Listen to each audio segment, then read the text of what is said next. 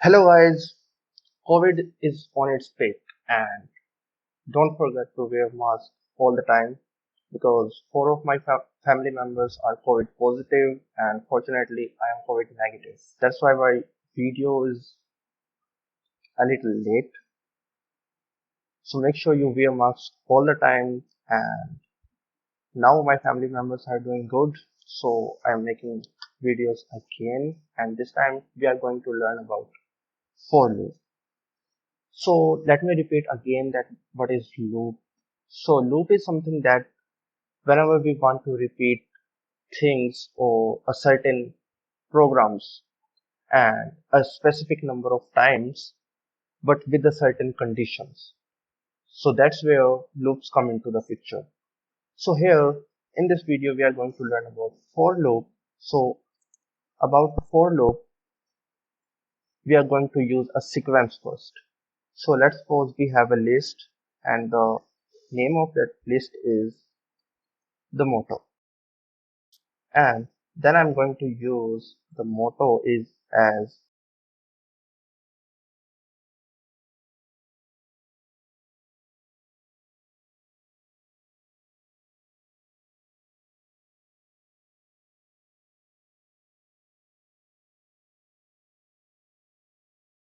so our motto is you got one life, and now I'm going to use for loop here, and the first line for the for loop is for x in y.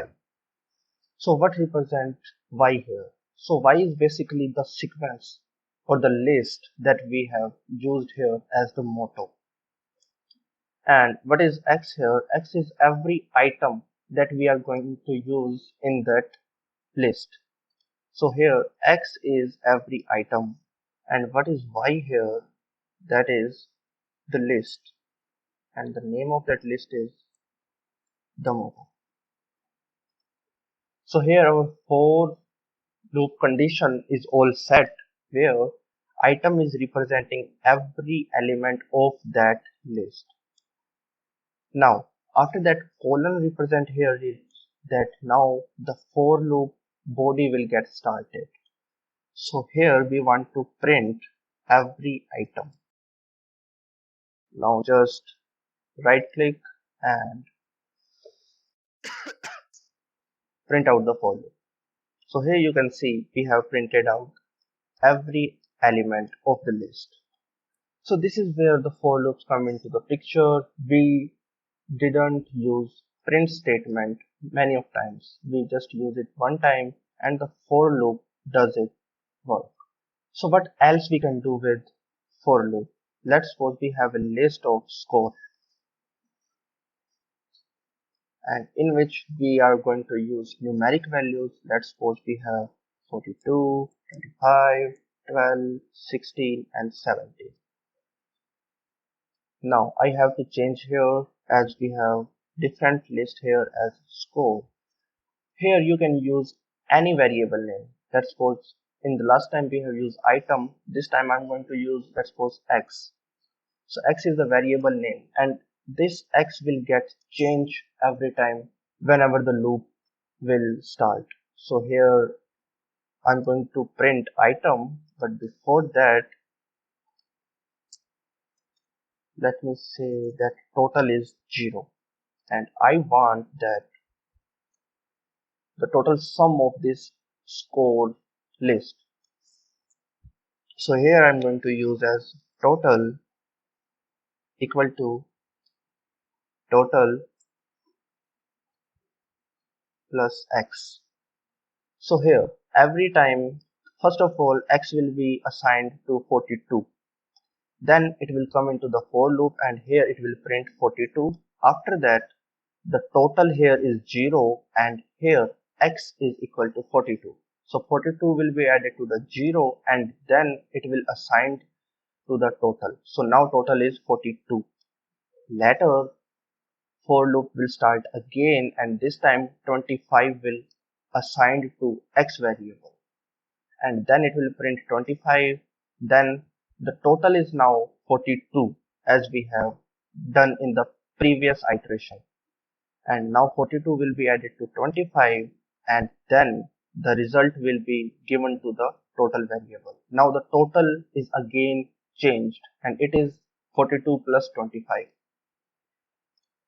So after the for loop, you can see the indent here and it is containing 4 spaces, 1, 2, 3 and 4.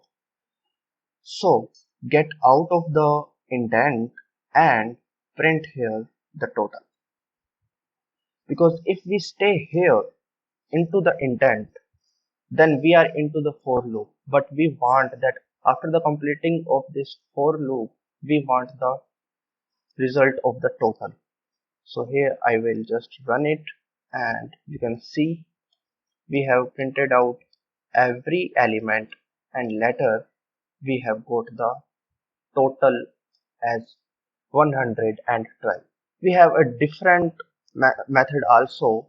In that method we does not have to use for loop, and that is, let's say total is equal to sum of score. I have discussed it in our previous video also, and let's just print out the total here. So here we didn't use any for loop. Sorry, I just use here square brackets, and that's not good because sum is a function and function always use normal braces. So here you can see we have got 112 as a total variable. So here you can see, so what are the difference between this program and the program that we have earlier, this for loop program. So here we have complexity of O of n. So here we have complexity of O of n. But if we simply use here the sum function, then the complexity will be O of 1 here. So let's not go deep into it because this is the topic of data structures and that's why we are leaving it here. Whenever I will create any playlist regarding data structure, I will definitely discuss it because without it, data structure is incomplete. So in data structure, we just discuss about space complexity, time complexity, etc. So now let's focus on for loop. So for loop can be applied on list, strings, and tuples. So now let me give you an example of string here. So I have a string named as MS Dhoni.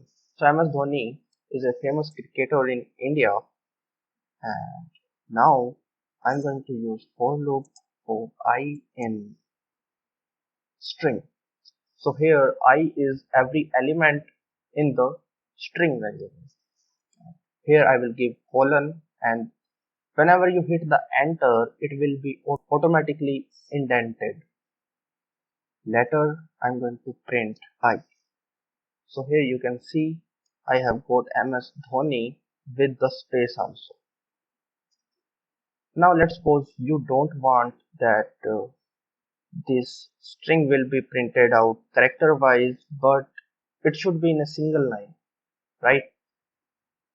So that we can just read it in a one line. So here you need to give comma and then and equals. So here I have given double quotes. So here I have given double quotes. You can give here single quotes also, but just remember, do not give here any kind of space. Just let it empty and then just run it, and you can see we have printed out MS Dhoni as the same as in the string. So as default, the and here is this one. So according to this, whenever we will print, our line will get changed here, and we don't want that. That's why we used it as empty single quotes. So here we have just changed the default status from changing line to the empty quotes. So quotes is represented here at the like what you want to give after the print statement ends. So if we give here space, then every character will be printed out after a space. So you can see we have got the space here. Even the space is also getting printed out with spaces. So here we talked about string. Now if I talk about dictionaries. So we have a dictionary. Let's give here the score as per the speed. So I'm going to give here animal's name as key, and as value I will rate them as per their speed. So let's suppose we are giving here 85 to the lion. Then if we want to give elephant speed, then it will be around, let's say, 50. If we talk about cheetah, then it will be 99. Alright, so here we have three elements, and for every key you can see in the string, and every value is in the numeric here. So if I want to apply here for loop, and let's say every element in the dictionary, and then print out the element. Sorry, that's my bad. Alright, so what will happen here is we will get only the key values. We will not get any of these values. We will only get keys here when I will print the element. Just run it, and you can see we have got the lion, elephant and cheetah, and these are the keys in the dictionary. Now what if we want to print out the values also? So we will give here comma, and then we will give here dictionary name, and then I will use square brackets, and here we can use element.